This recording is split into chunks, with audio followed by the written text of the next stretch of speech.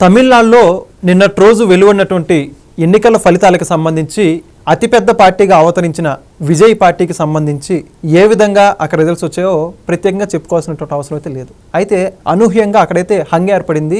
Magic figure అందుకోకపోవడంతో Vijay కూడా CM సీటుకి అతి కాస్త దూరంలో ఉన్నాడని చెప్పుకోవాలి. ఇక ఈ విషయం పక్కన ఉంచుకుంటే విజయ్ సాధించినటువంటి గెలుపుకు సంబంధించి కొంతమంది సినీ రాజకీయ అభిమానులందరూ కూడా ఒకసారి చరిత్రలోకి వెళ్ళి ఎవరైతే గతంలో సినిమాల్లో నుంచి రాజకీయాల్లోకి వచ్చి ముఖ్యమంత్రి స్థానాన్ని కైవసం చేసుకున్నటువంటి ఎన్టీ రామారావు గారిని కావచ్చు, అదేవిధంగా ఎంజీఆర్ కావచ్చు, వీళ్ళందరినీ కూడా విజయ్తో పోల్చినట్టు పరిస్థితి. నిజంగా వాళ్ళతో పోల్చే స్థాయి అర్హత విజయ్కు ఉన్నాయా లేదా? ఇదే అంశం గురించి పూర్తి విషయాలు తెలుసుకోవడానికి మనతో పాటు ఉన్నారు తెలుగుదేశం పార్టీ రాష్ట్ర అధికార ప్రతినిధి రాజేష్ అప్సాని గారు. సార్ నమస్కారం. నమస్కారం సార్, మనందరికి కూడా తెలిసిన విషయమే, తమిళనాడులో ఒక పేరు ప్రఖ్యాతులు ఉన్నటువంటి సినిమాల్లో పేరు ప్రఖ్యాతులు పొంది ఆ తర్వాత రాజకీయాల్లోకి వచ్చిన విజయ్ని ఏ విధంగా అనూహ్యంగా ఆ విధంగా అత్యంత మెజార్టీ సాధించాడు, అయినా కూడా మ్యాజిక్ ఫేర్ అయితే అందుకోలేదు. అయితే ఇప్పుడు తెలుగుదేశం పార్టీలో ఎవరైతే గతంలో అన్న రామారావు గారిని, అదేవిధంగా తమిళనాడులో ఎంజీఆర్ గారిని, వీళ్ళందరూ కూడా సినిమాల్లో నుంచి వచ్చారు, అదే బ్యాక్గ్రౌండ్లో వచ్చి ఈయన కూడా ఆ విధంగా రాజకీయాల్లో రానిచ్చాడని చెప్పేసి చాలా భారీ ఎత్తున హైప్ ఇచ్చి వాళ్ళతో పోలుస్తున్నాడు. ఆ స్థాయి పోలిక ఆయనకు అర్హతలు ఉన్నాయా లేదా అంటే మీ మాటలు ఏమంటారు? ఇప్పుడు వాస్తవంగా నిన్న వెలువడిన తమిళనాడు అసెంబ్లీ ఎన్నికల ఫలితాలు ఒకసారి మనం విశ్లేషించి చూసుకుంటే, ఎస్ మీరు ప్రస్తావించినట్టుగానే టీవీకే పార్టీ అధినేత, popular mass hero, crowd pulling ability ఉన్న జోసెఫ్ విజయ్ తను దాదాపుగా తన తొలి ప్రయత్నంలోనే ముఖ్యమంత్రి పీఠానికి కోతవేటు దూరంలో ఆగి ఉన్నాడు. 118 మ్యాజిక్ ఫిగర్ అయితే 108 స్థానాలు కైవసం చేసుకుని ఉన్నాడు. బహుశా నేను అనుకోవటం ఇవాళ ఆ మిగిలిన 10 స్థానాలు కూడా ఏదో ఒక పార్టీ వీలైనంత త్వరలోనే మద్దతు ప్రకటించడానికి ఆస్కారం ఉంది. అంటే ప్రధాన డిఎంకే కూటమి, ప్రధాన ఏఐడిఎంకే కూటమి, ఇక్కడ డిఎంకే పార్టీయో ఏఐడిఎంకే పార్టీ కాకుండా ఆ కూటమిలో ఉన్న మిగిలిన పార్టీలు Congress party, CPI, CPM, PMK ఇటువంటి పార్టీల మద్దతుతోటి తను ప్రభుత్వ పగ్గాలు చేపట్టడం ఖాయం. అదే సందర్భంలో మీరు ప్రస్తావించినట్టుగానే సినీ రంగం నుంచి ఎన్టీ రామారావు గారు, అంతకన్నా ముందు ఎంజీఆర్ గారు, వారిరువురు రాష్ట్ర ముఖ్యమంత్రిత్వాన్ని దక్కించుకున్నట్టుగానే ఇవాళ విజయ్ కూడా ముఖ్యమంత్రి పదవి దక్కించుకోబోతున్నాడు. గమనించుకోవాల్సిన ఇష్యూ ఏంటంటే, తమిళనాడులో ఒకనాటి కరుణానిధి గారి నాయకత్వంలో ఉన్న డిఎంకే పార్టీ దానికి సవాలు విసురుతూ కరుణానిధి గారితో విభేదించి ఏఐడిఎంకే పార్టీ ఏర్పాటు చేసుకున్న ఎంజీఆర్ గారు, ఈ రెండు బలమైన ప్రాంతీయ పార్టీలు డిఎంకే, ఏఐఏడిఎంకే, ఈ రెండు పార్టీల మధ్య చాలా పాపులర్ హీరోగా పేరెన్నికగన్న శివాజీ గణేశన్ గారు ఒకసారి పార్టీ పెట్టారు, కమల్ హాసన్ గారు పార్టీ పెట్టారు, అలాగే శరత్ కుమార్ గారు పార్టీ పెట్టారు, విజయకాంత్ గారు పార్టీ పెట్టారు. వీళ్ళందరూ కూడా చాలా పాపులర్ హీరోలే తమిళ్లో. కానీ వీళ్ళ ప్రయత్నాలు ఏవీ సఫలీకృతం కాల. ఒక ఎన్నికలో విజయకాంత్ గారు ప్రధాన ప్రతిపక్ష నాయకుడిగా వ్యవహరించగలిగాడు. అంతకు ముందు ఎన్నికలో ఒక స్థానం దక్కించుకొని తర్వాత ఎన్నికలో జయలలిత గారితో అలయన్స్ లో పోటీ చేసి 29 స్థానాలు దక్కించుకొని అప్పటి వరకు అధికారంలో ఉన్న కరుణానిధి గారి పార్టీకి ప్రతిపక్ష హోదా కూడా దక్కనివ్వకుండా ఆ ప్రతిపక్ష స్థానం విజయకాంత్ గారు తీసుకోగలిగారు. విజయకాంత్ గారు స్థాయి ఫలితాలు కూడా ఇంకా మిగిలిన ఏ పార్టీ కూడా నమోదు చేయలేకపోయింది. శరత్ కుమార్ గారు ఆయన నీలగిరి నుంచి ఎంపీగా ప్రాతినిధ్యం వహించగలిగారు, కానీ ఒక సర్టైన్ ఎక్స్టెంట్ వరకే. తర్వాత ఇవాళ కేరళలో గోపి గారు ఆయన సెంట్రల్ మినిస్టర్ కాగలిగారు, చిరంజీవి గారు సెంట్రల్ మినిస్టర్ కాగలిగారు. కానీ ముఖ్యమంత్రి స్థాయికి ఎమర్జ్ అయిన హీరోలు మాత్రం ఎంజీఆర్ గారు, ఎన్టీ రామారావు గారు, తర్వాత ఇవాళ విజయ్. అయితే ఇక్కడ అంటే హీరోగా పార్టీ ఏర్పాటు చేసి తొలి ఎన్నికలోనే ముఖ్యమంత్రి కాగలగటం వరకు ఎంజీఆర్ గారితో, ఎన్టీ రామారావు గారితో పోల్చితే మనం అర్థం చేసుకోవచ్చు.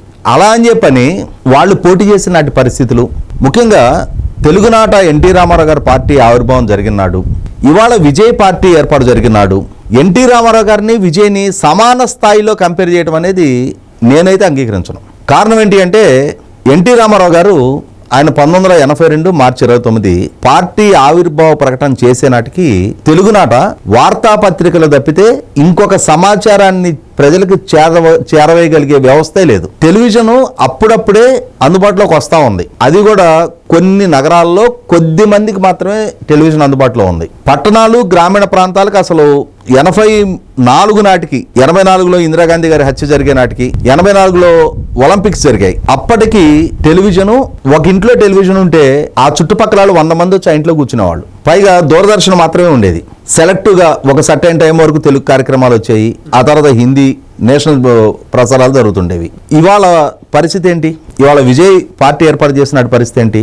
అతను తన ఆఫీసులో నుంచి బయటకు వస్తుంటే ఆ బయటకు వచ్చే ఆ ఫుటేజీ కొద్ది క్షణాల్లో ఒక 100 ఛానల్స్ అంటే ఆ పార్టీ కార్యకలాపాలని ప్రసారం చేయగలిగే అంతటి సమాచార నెట్వర్క్ పెరిగింది. వాళ్ళ అంత విస్తృతమైన ఛానల్స్ అందుబాటులోకి వచ్చినాయి. అన్నిటికన్నా ముఖ్యంగా సోషల్ మీడియా.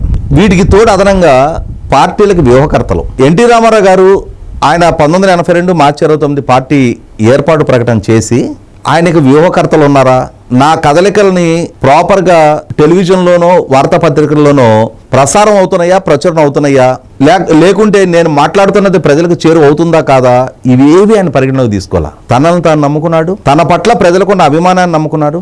అలా నమ్ముకొని 9 నెలల కాలంలో ఆయన సుమారుగా 26-27 వేల కిలోమీటర్లు పర్యటించారు. ఆయన కేవలం ప్రజలనే నమ్ముకున్నారు. ఆయన ఎంత అవిశ్రాంతంగా 9 నెలలు ఆయన పర్యటించారు అని అంటే, ఆయన పర్యటనలు జరుగుతున్న కాలంలోనే ఆయన కుమారులు నేటి అగ్ర కథానాయకులు హ్యాట్రిక్ ఎమ్మెల్యే బాలకృష్ణ గారు, ఆయన సోదరు రామకృష్ణ గారి పెళ్లిళ్ళు అయినాయి. పెళ్లిళ్ళకు కూడా ఈ నెల సొంత కొడుకుల పెళ్లిళ్ళు జరుగుతుంటే కూడా ఆయన పార్టీకి, ప్రచారానికి, ప్రజలకి, రాష్ట్రానికి ప్రాధాన్యత ఇచ్చారు. కుటుంబము, కొడుకులు, పెళ్లిళ్ళు, మిగిలిన కుటుంబం ఉన్నారు, వాళ్ళు చూసుకుంటారు.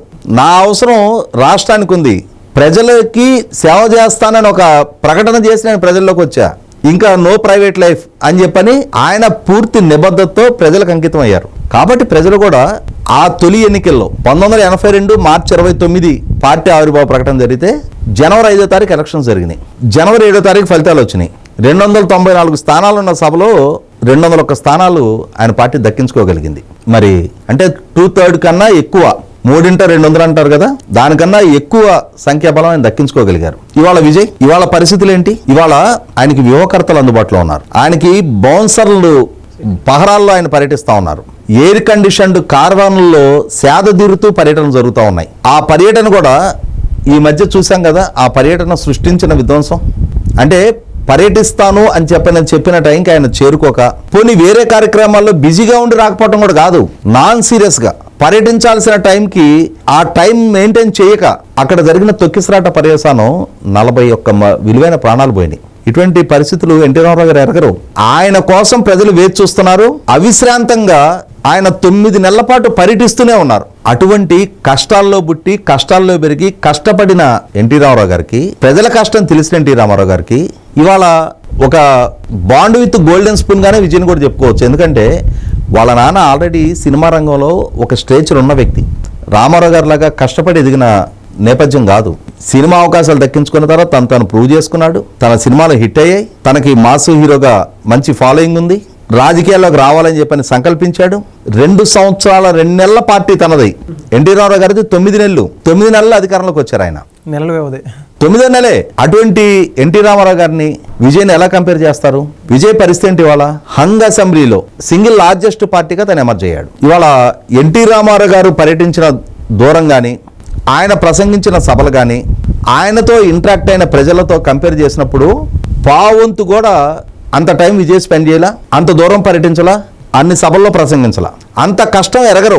ఇవాళ తర్వాత రోజుల్లో రాజకీయాల్లోకి వచ్చిన ఏ ఒక్కరు, ఇందాక నేను చెప్పిన లిస్ట్ ఉంది కదా, ఆ లిస్టులో ఏ ఒక్కరు కూడా, అమితాబ్ బచ్చన్ గారు అగ్ర కథానాయకుడు, దేశంలో సూపర్ స్టార్, ఆయన కూడా రాజీవ్ గాంధీ గారి టైంలో అహ్మదాబాద్ నుంచి ఎంపీ అయ్యారు. ఒకసారికే ఆయన వెనకడిగేశారు. శత్రుఘ్న సిన్హా, ధర్మేంద్ర, సునీల్ దత్ గారు, సంజయ్ దత్ గారి తండ్రి, ఆయన 5 సార్లు సుదీర్ఘకాలం ఆయన లోక్సభకి ఎన్నుకోతూ వచ్చారు. సుదీర్ఘకాలం రాజకీయాల్లో ఆయన కొనసాగారు. జయా బచ్చన్ గారు, ఆమె రాజ్యసభకు 2 సార్లు ప్రాతినిధ్యం వహించారు. జయప్రద గారు, ఇట్లా చాలామంది సినిమా రంగం నుంచి రాజకీయాల్లోకి వచ్చారు. కృష్ణ గారు, కృష్ణరాజు గారు. సినిమా రంగానికి రాజకీయాలకి ఈనాడు కొత్తగా సంబంధం ఏర్పడలేదు. సినిమా రంగం నుంచి విజయ్ మాత్రమే ఈ పదవి అవకాశం దక్కించుకోవాలి. తాను పార్టీ ఏర్పాటు చేసి ఎన్నికలను ఎదుర్కొన్న తొలి ఎన్నికల్లోనే సింగిల్ లార్జెస్ట్ పార్టీగా ఎమర్జ్ అయ్యాడు. ఇవాళ ముఖ్యమంత్రి పదవి దక్కించుకోబోతున్నాడు. అంతవరకు తను అభినందిద్దాం. అంతేగాని ఒక జీవితకాలం సమాజాన్ని చైతన్యపరిచి రాజకీయాల్లో తమదనే ఒక బలమైన ముద్ర వేసుకున్న స్టాల్వర్డ్స్ ఎంజీఆర్ గారు, ఎన్టీ రామారావు గారి తోటి ఇప్పుడిప్పుడే పోల్చటం అని అంటే బహుశా నేను అనుకోవటం అది విజయ్కి ఆ ఖ్యాత ఆపాదించవచ్చేమో కానీ వీళ్ళ స్థాయిని తక్కువ చేసినట్టు అవుతుంది. మొట్టమొదటి తాను రుజువు చేసుకోవాలి, ఆ పదవిలో రాణించాలి. ఇవాళ ప్రజల ఆశీస్సులు దక్కించుకోవటం, అధికారం దక్కించుకోవటం కాదు. ఆ అధికారాన్ని, తాను ఇచ్చిన వాగ్దానాలని నెరవేర్చుతూ ఆ అధికారాన్ని మళ్ళీ ఎన్నికల దాకా నిలబెట్టుకొని మళ్ళీ ఎన్నికల్లో కూడా నెగ్గితే అప్పుడు తను కూడా మనం సీరియస్గా కన్సిడర్ చేయొచ్చు. కాబట్టి ఈ రోజే ఎన్టీ రామారావు గారి స్థాయికి విజయ్ని పోల్చడం అనేది నాకైతే చాలా ఆక్షేపణీయమైన అంశంగా కనిపిస్తూ ఉంది. మొత్తానికి అన్న ఎన్టీఆర్ గారికి విజయ్కి మధ్య వ్యత్యాసం చాలా చక్కగా చెప్పారండి. Thank you.